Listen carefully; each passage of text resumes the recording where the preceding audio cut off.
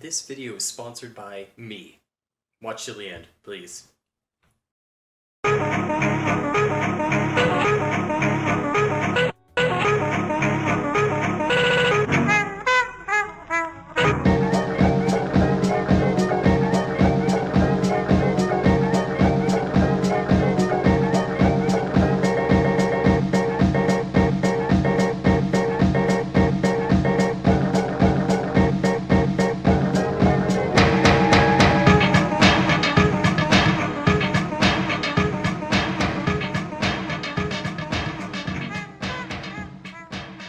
Welcome to Roblox Bloxcards, the game that puts other Roblox card games to shame and at the same time makes you question, how in the ever-living is this even in the game?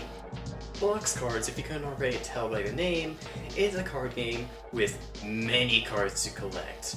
We have different deck types, from colors to attribute-based to group-based. They have meme cards, alternate art for cards. We could go on and on about what's in this game, but I think I'll just simplify for this video into a short, simple video just to get the gist of it. Because, I'm not even joking when I say this, the last Bloxcards video to get uploaded on YouTube was over 2 weeks ago. And it's such a shame because this is genuinely a fun card game. Sure, I have gripes, but even then, it doesn't ruin the fun overall too much. So, anyways, Bloxcards is not a new game by a long shot, created all the way back in 2015, but even because of how old it is still fun, it has an active community, and still gets updated.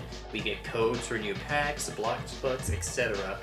You can also practice fights against AIs to test out new decks. You can do this.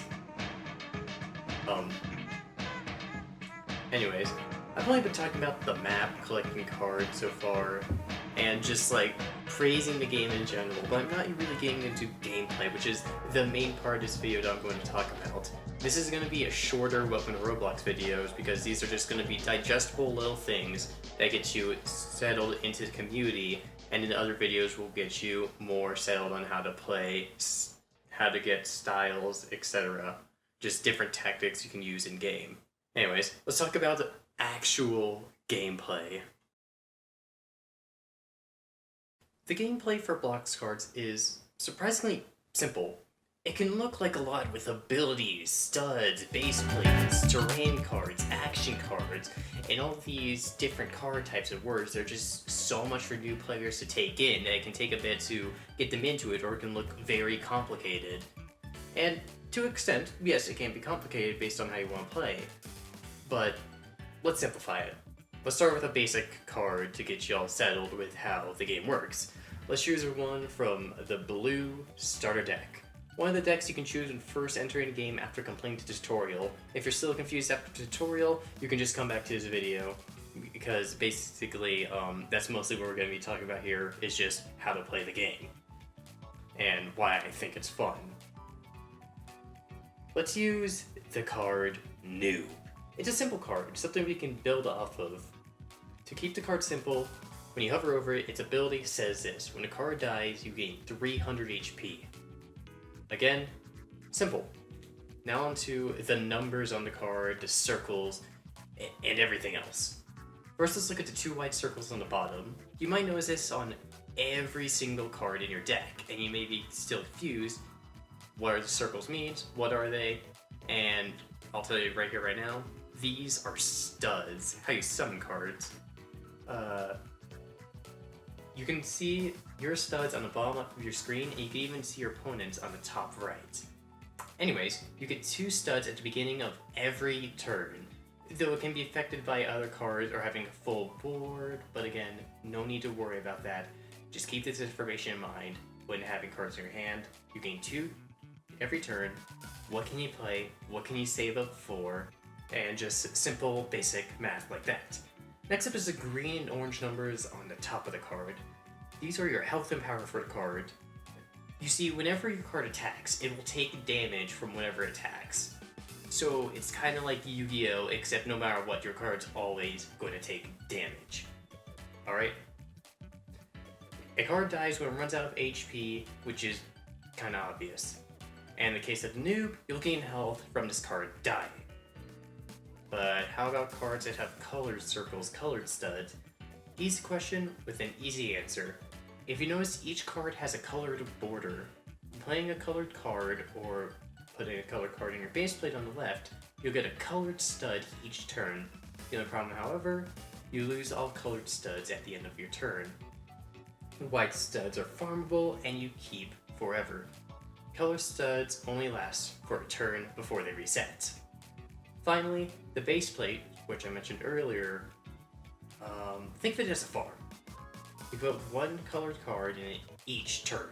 You gain a colored stud every turn without fear of the card being destroyed on the field and losing a chance to get that colored stud at the end of a turn.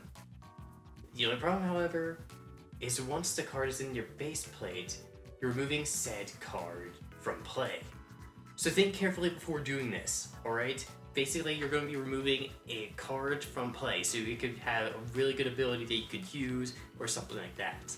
Yes, it's fine to forfeit cards every so often, and you see most people do, to give themselves stronger cards later on. And finally, winning.